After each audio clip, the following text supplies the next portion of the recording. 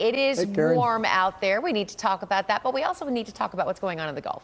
Yeah, because we have a system that might affect us slightly as we cross into the weekend. As we look outside, summer day in progress. Get ready for some real heat. We've had quite a break from the heat so far this summer, but I really think that is going to be changing probably by the time we get into this weekend. So let's open up the floor. Let's start with that tropical system. It's a tropical low. This is not going to develop into a depression or a tropical storm. It's actually starting to dissipate, but what you're looking at the satellite view, and the brighter colors are the higher tops. So when these storms get really high up in the atmosphere, they can bring tremendous rain. And look at the brightest colors moving right over New Orleans this morning. Tremendous rains there.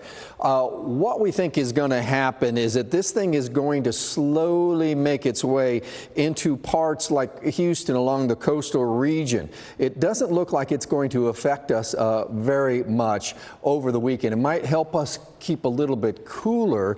This is where you can see most of the rain offshore here. So we'll pick it up in the morning hours here and watch it move over Louisiana. See how it kind of breaks apart.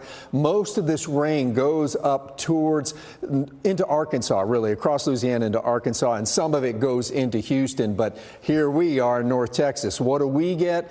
A lot of sunshine tomorrow. Temperatures are going to be upper 90s. Some clouds on Saturday. We'll put in like this 10% chance of rain for the Metroplex. A little bit better chance of rain, say, in Anderson, Henderson County, but the chances are pretty slim. Both tomorrow and Saturday, that's where we think the rain chances are going to be. They're going to be really off towards the southeast. So when I show you the 3-day forecast, a couple of things, mostly dry for most of us. We'll be in the upper 90s today, upper 90s tomorrow, which would be the hottest day of the year so far. If we hit 98, 96 on Saturday. Let's talk about that heat, because what I want to talk to you about is how the heat has been of late, okay?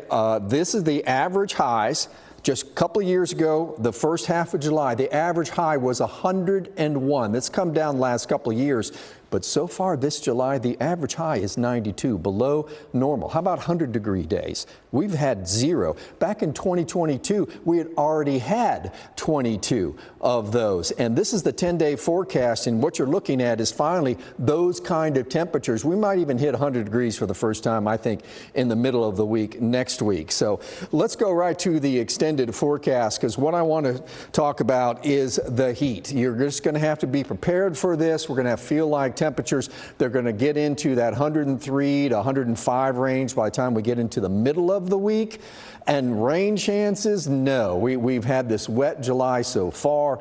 The rain is leaving, and we're going to have the heat instead. And upper 90s to triple-digit highs are going to be the story, I think, Karen, pretty much for the rest of July.